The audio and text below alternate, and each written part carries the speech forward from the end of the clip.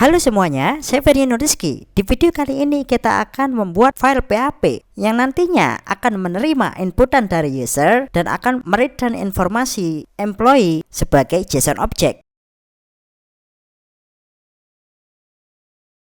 Di video yang sebelumnya kita sudah membuat tabel employee seperti ini yang berisi ID, name, dan salary. Nah, pada kasus ini bagaimana cara kita bisa menerima ID dari user menggunakan URL dan kemudian akan mereturn ID tersebut, name, dan salary sebagai JSON object. Oke teman-teman, kita akan langsung memulainya.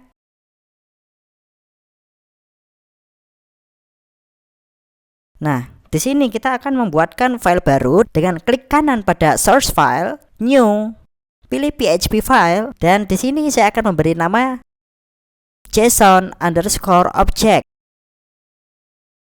Oke, kemudian klik finish. Nah, langkah pertama, seperti yang sudah kita bahas di video yang sebelumnya, kita akan mengulang langkah tersebut teman-teman ya. Dimana kita awali dengan melakukan koneksi ke database menggunakan MySQLi dengan 4 parameter, yaitu localhost sebagai nama server, kemudian root untuk username, embedded string untuk password, dan company untuk nama database kita. Kemudian kita lanjutkan dengan statement connection yang akan melakukan prepare ke select bintang from EMP where ID sama dengan tanda tanya. Nah, seperti yang teman-teman perhatikan di sini, simbol ini sama artinya dengan tanda titik atau dot pada bahasa pemrograman lainnya seperti Java ataupun Kotlin. Dan statement ini akan melakukan request SQL query select bintang from EMP yang dimana ID-nya nanti itu merupakan nilai yang diterima dari inputan user. Oke, sekarang kita lanjutkan dengan melakukan define bind param.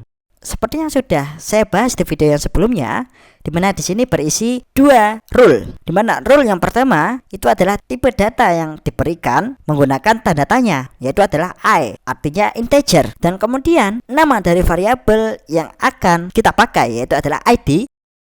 Dan hal yang terakhir adalah execute.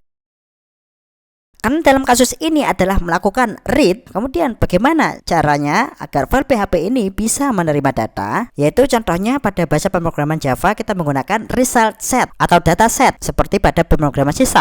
Nah, pada bahasa pemrograman PHP kita awali dengan melakukan define variable dan kemudian fungsi ini akan menerima hasil get result. Fungsi get result ini akan menerima semua data dari database dan akan melakukan store ke variabel rs. Nah, kemudian bagaimana cara kita mentransfer output tersebut ke variabel ini? Maka kita lakukan row sama dengan rs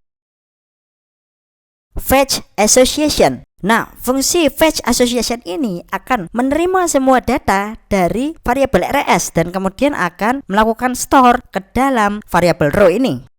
Nah, jika teman-teman ingin melakukan print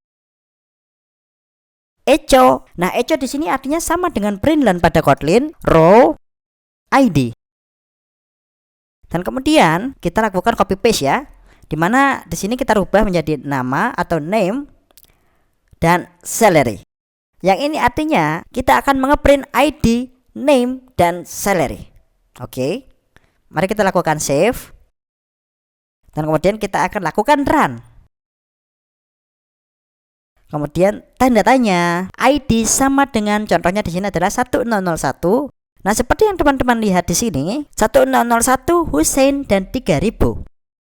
Nah, di sini saya akan melakukan return JSON format karena pada Android tidak bisa memahami pemrograman seperti ini jika tidak menggunakan format JSON, oke? Hal yang perlu kita lakukan di sini yaitu adalah kita hapus pernyataan ini teman-teman dan kemudian kita tulis echo JSON encode dalam kurung row, yaitu JSON encode untuk variabel row.